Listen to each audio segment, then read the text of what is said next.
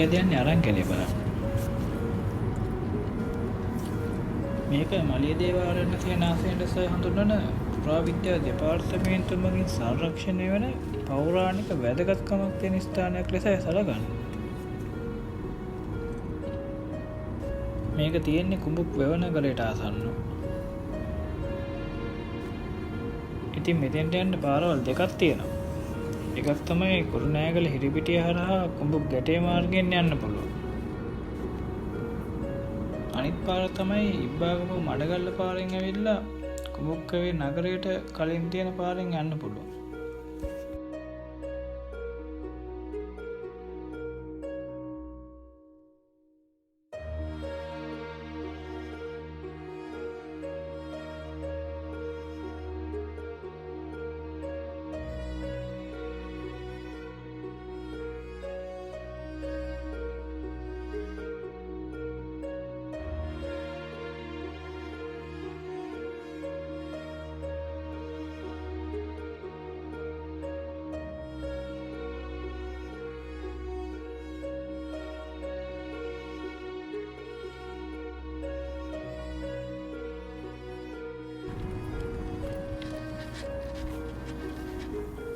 කුඹුක් වැවහන්දියෙන් හැරෙව්වට පස්සේ කිලෝමීටර් 3ක් විතර ටිකක් දුෂ්කර මාර්ගයක් තමයි තියෙන්නේ යන්න.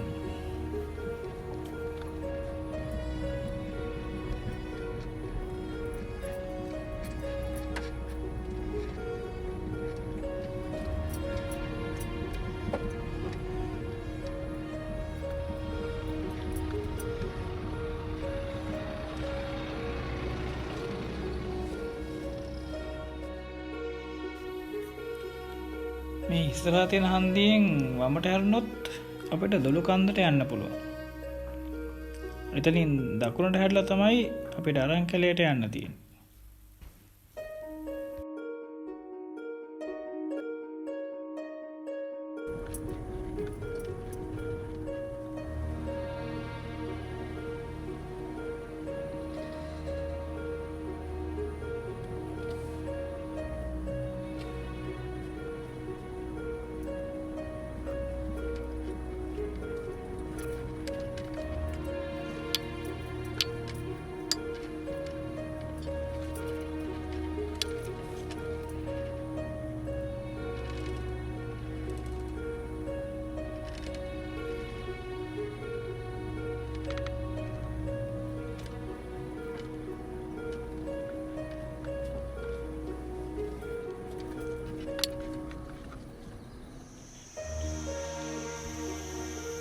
මේ දකින මාර්ගයෙන් තමයි අපිට අරන්කැලේ ආරණ්‍ය සේනාසනයට ඇතුල් වෙන්න තියෙන්නේ.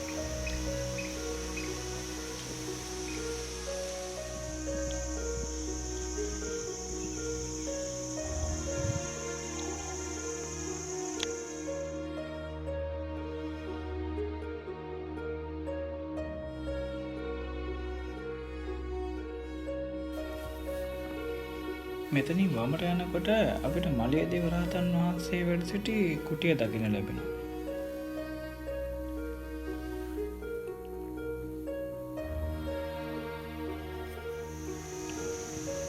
මෙතනින් දකුණට යනකොට අනෙක් භික්ෂුන් වහන්සේලා වැඩ සිටි කුටිය දකින්න පුළුවන්.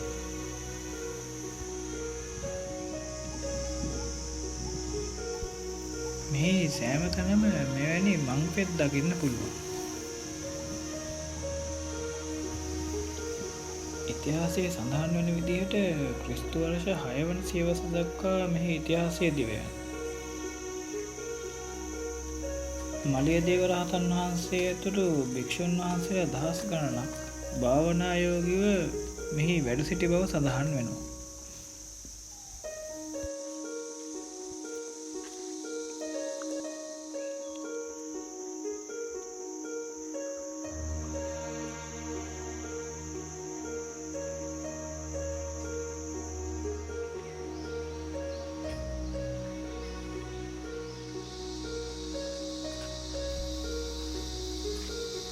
මෙතනින් ඉස්සරහට ගියාම අපිට දකින්න පුළුවන් මලියදේව මහරහතන් වහන්සේ වැඩ සිටි කුටිය.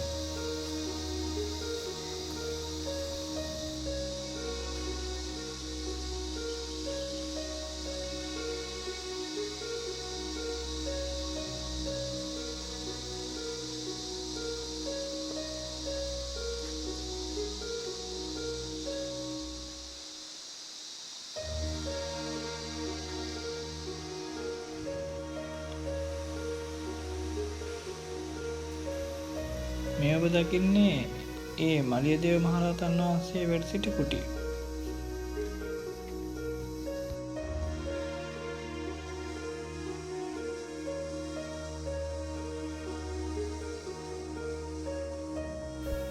මෙම ලෙන පහළ කොටස ගඩොලින් නිමවා තියෙනවා.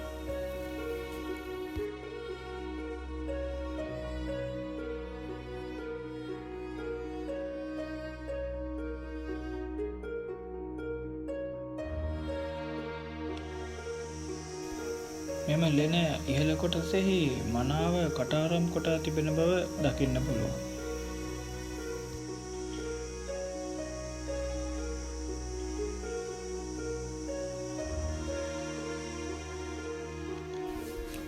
මෙම කුටිය තුළ තමයි මලියදේව මහරහතන් වහන්සේ වැඩ සිටි බව සැලකෙන්නේ.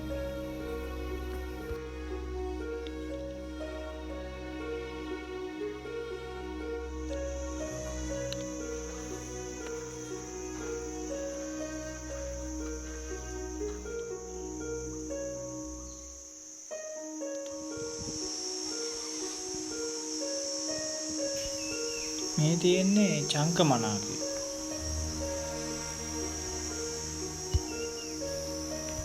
මේවා ගෘහස්ථයක් ඇතුළේ භික්ෂුන් වහන්සේලාට භාවනා කිරීම සඳහා සක්මන් මඩ සහිතව ඉදිකරපු ස්ථාන ලෙස තමයි හඳුන්වන්නේ.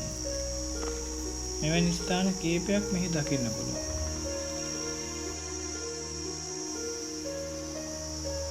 මේ තියෙන්නේ එවැනි සක්මන් මළුව.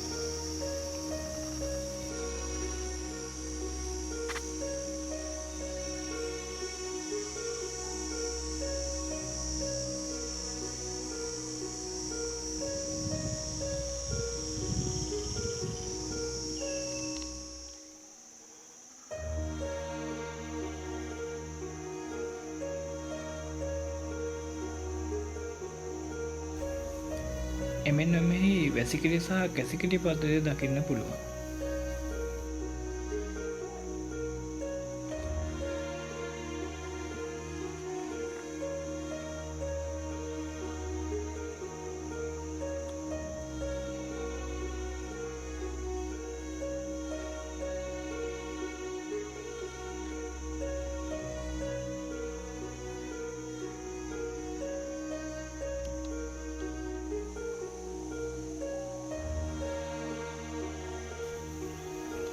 මේ එවැනි වැසිකිලි පද්ධතිය.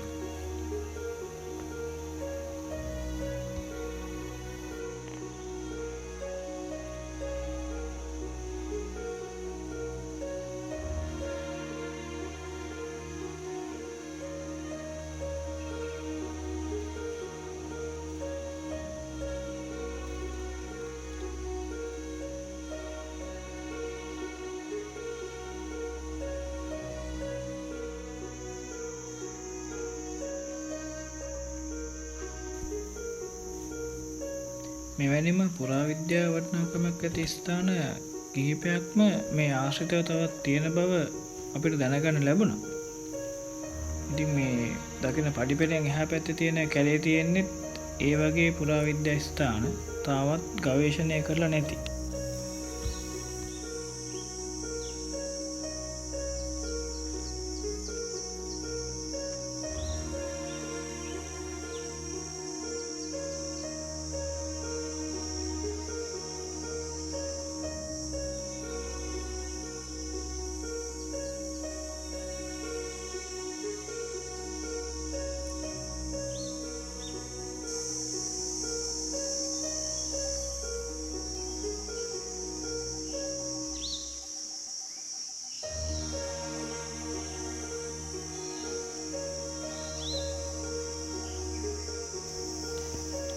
මෙවැනි සෑම ගොඩනැගිල්ලක් වටේම දියගලක් දකින්න පුළුවන්.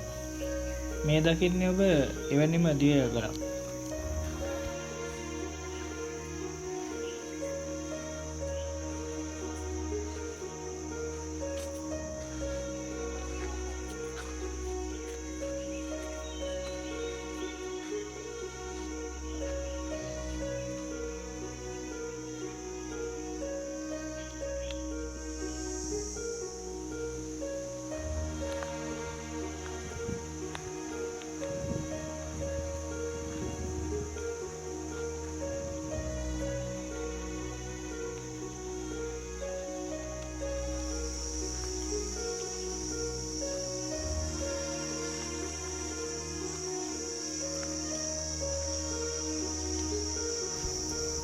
මේ තියෙන තවත් චංක මනාපයක්.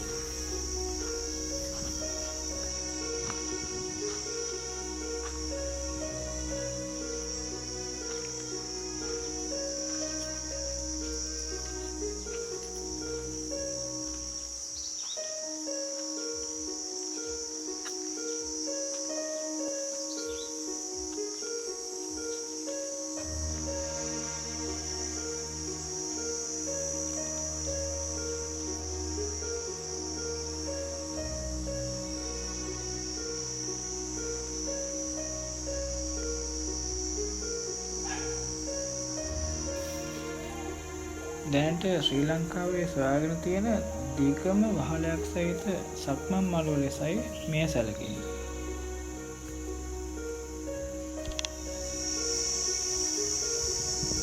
මෙහි දක්නට ලැබෙන සෑම සක්මන් මළුවක් ආශ්‍රිතවම වැසිකිලි පද්ධතියක් අපිට දකින්න පුළුවන්.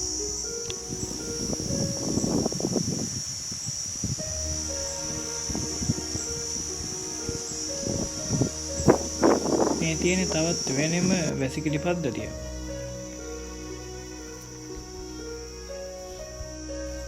මෙහි මල පහ කිරීමට වෙනම ස්ථානයකුත් මුත්‍රා කිරීමට වෙනම ස්ථානයකුත් ඉදිකර තිබෙනවා. සක්මන් කරනකොට විලුඹ මඩබොක්ක පෑගෙනකොට මුත්‍රා කිරීමට මල පහ කිරීමට අවශ්‍ය වෙන නිසා තමයි මේ සක්මන් මළුවක් ආශ්‍රිතව වැසිකිලි පද්ධතියක් ඉදිකරලා තියෙන්නේ.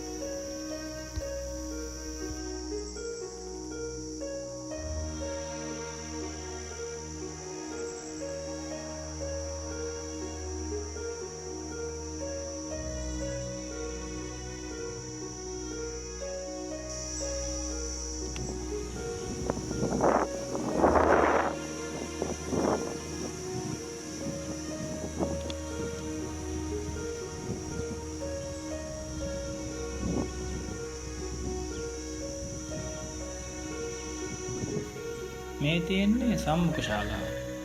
මේක තියෙන්නේ පිටතින් එන භික්ෂුන් වහන්සේලා හරි ගිහියෙක් හරි ප්‍රභූවරයෙක් හරි ඇතුළේ සිටින භික්ෂුන් වහන්සේ කෙනෙක් හමු වීමට පැමිණියොත් ඉන්න රැඳී සිටීමේ ශාලාව.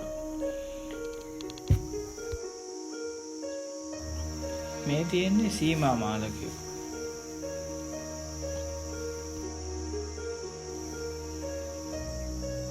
මේ සීමා මාලකයේ වටේටත් දියාගලක් දකින්න පුළුවන්.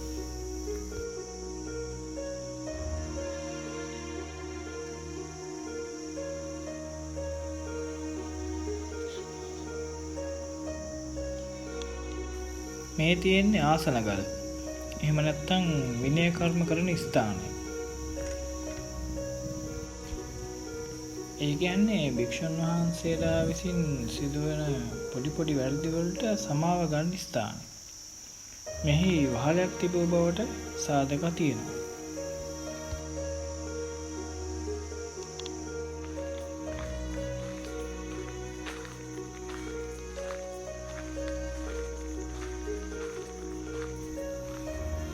දැන් අපි යන් ජනතාගාරය බලන්න.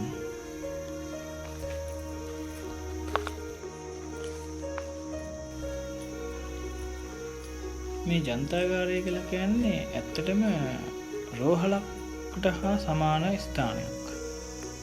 මේ ඔබ දකින්නේ ඒ ජනතාගාරය.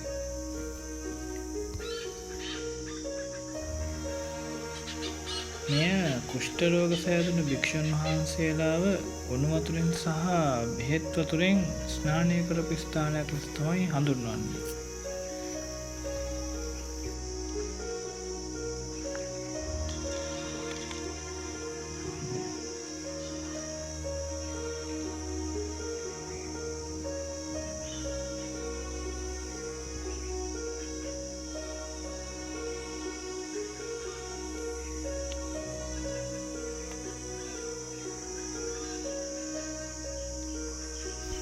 මේ ඔබ දකින ස්ථානය තමයි බෙහෙත් ගබඩා කළ බව සැලකෙන්නේ. මේ දකින ගල් කණු මත ලෑලි තබා තට්ටු කිහිපයකින් බෙහෙත් ගබඩා කළ බව සැලකෙනවා. මේ තියෙන්නේ බෙහෙත් වර්ග අඹරන්න යොදාගත්ත ගල්. ඊට අමතරව මේ වටේට ලිප් කිහිපයක් බැඳ බෙහෙත් තුනු කිරීම සඳහා යොදාගෙන තියෙන බව සාධක තියෙනවා. එම ලිප්වල අඟුරු කෑලි පවා හම්බ වෙලා තියෙනවා කියලා අපිට දැනගන්න ලැබුණා.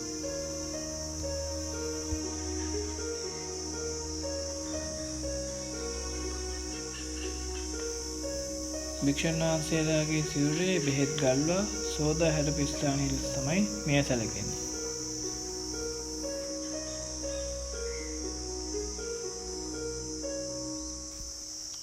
මේ තියෙන්නේ භික්ෂුන් වහන්සේලා තම සිවුරු මාරු කිරීම සඳහා යොදාගත් ස්ථාන. මේ ගල් මත මෙවැනි ගෙවුණු ස්ථාන කිහිපයක් දකින්න පුළුවන්. මෙම ගෙවුණු ස්ථාන සලකන්නේ ඖෂධ පාත්‍ර තැබීම නිසා ගෙවුණු ස්ථාන ලෙසයි.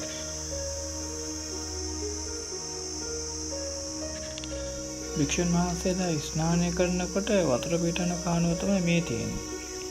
මෙම භික්ෂුන් වහන්සේලා ස්නානය කරන ස්ථානය වැසි ජලයෙන් සෝදා පවිත්‍ර වෙන විදිහට මෙහි වහලේ නිර්මාණය කරලා තියෙන බවට සාධක තියෙනවා. මේ තියෙන්නේ වහලේ සඳහා යොදාගත් ඔලු කිහිපයක්. මේවා තනින් තන විසිරලා තියෙනවා. මේවල පීලි සාදලා තියෙන්නේ ඇඟිලි වලින් පිටතට වතුර බේරිය යන විදිහට.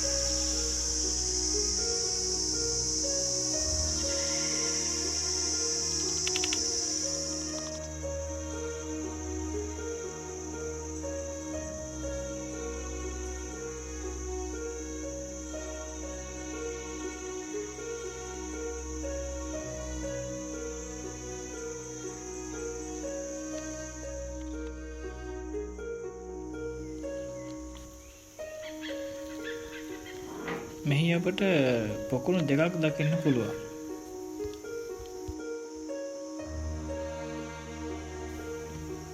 මේ ඔබ දකින විශාල පොකුණ භික්ෂුන් වහන්සේලා ස්නානය කිරීමට භාවිතා කළ බවයි සඳහන් වන්නේ.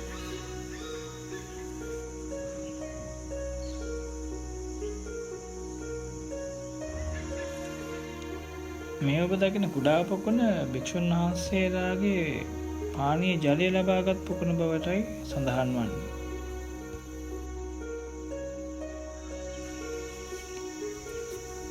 මේ ගොඩනැගිල්ල තාමත් හඳුනා නොගත් ගොඩනැගිල්ලක් ලෙස තමයි සැලකෙන්නේ.